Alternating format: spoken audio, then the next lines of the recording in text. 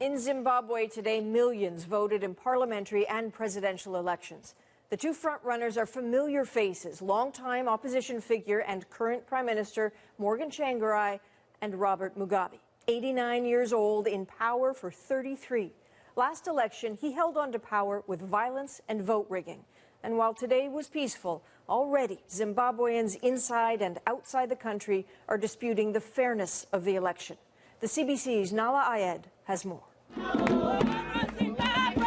The sounds of home come easily to these Zimbabweans, even in London. But in the vote underway back home, their voices are absent. Just one of the shortcomings of what they call a sham vote, a wasted opportunity for change. Change doesn't come in a day, it certainly doesn't come in a month. And the way things have happened in Zimbabwe, it's going to take years to repair what has been lost. At home, many are just as skeptical.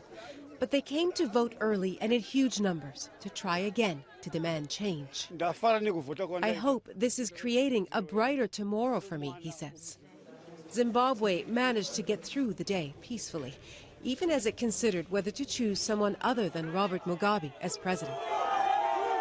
At 89, he shows no intention of letting go, though yesterday he claimed he would accept defeat. If you lose, then you must surrender to those who have won. If you win, those who have lost must also surrender to you. And this is it.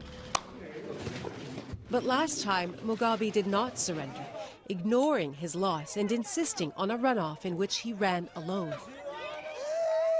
Then violently cracked down on the opposition.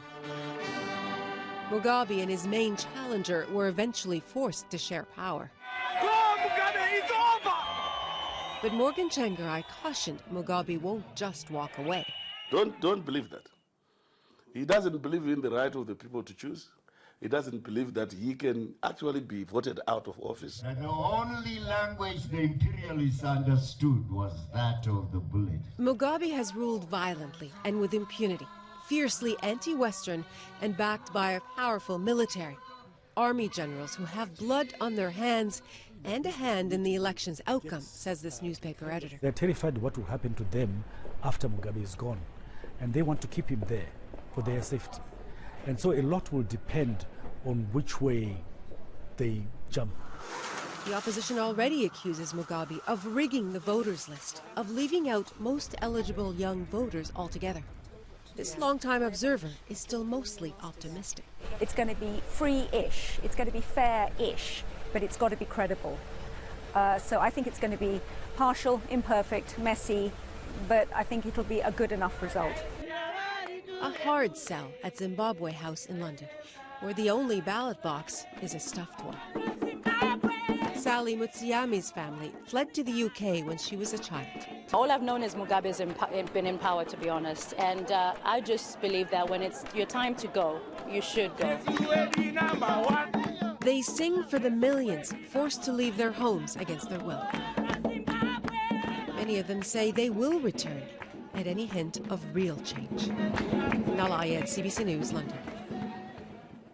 Decades ago, Robert Mugabe was one of the most celebrated leaders in Africa, a national hero whose rise brought Zimbabwe out of its colonial past. And he's clung to that image and to power ever since. The predominant feeling among the Europeans of Central Africa is that time is running out. In the 1960s, CBC's Morley Safer told the story of a Zimbabwe known then as Rhodesia.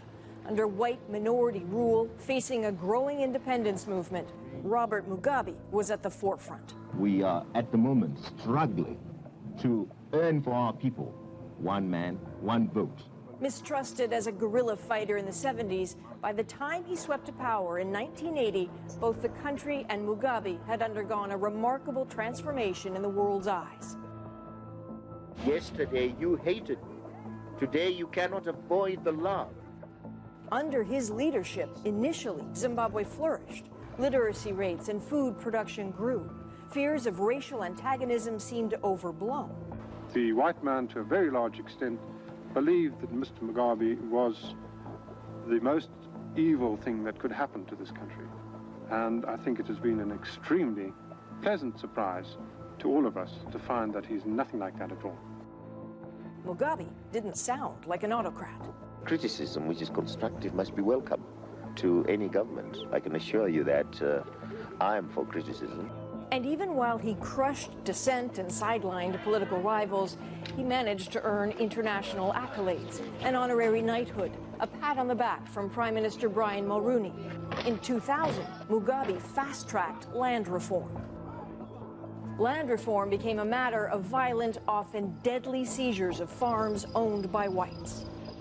I was arrested and thrown in jail and managed to get out and was given 36 hours to vacate the farm.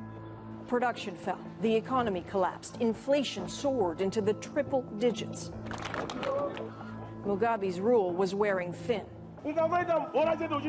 Opposition figure Morgan Tsvangirai was gaining traction in elections. We've moved from a breadbasket to basket case. Mugabe hated the thought of losing power, hated it so much he turned to intimidation, violence, murders, vote rigging. Mugabe the savior became Mugabe the villain. He's hung on for 3 decades, has groomed no one to take over. His countrymen know what he's capable of doing to stay in control, which makes this election an exercise in hope and fear.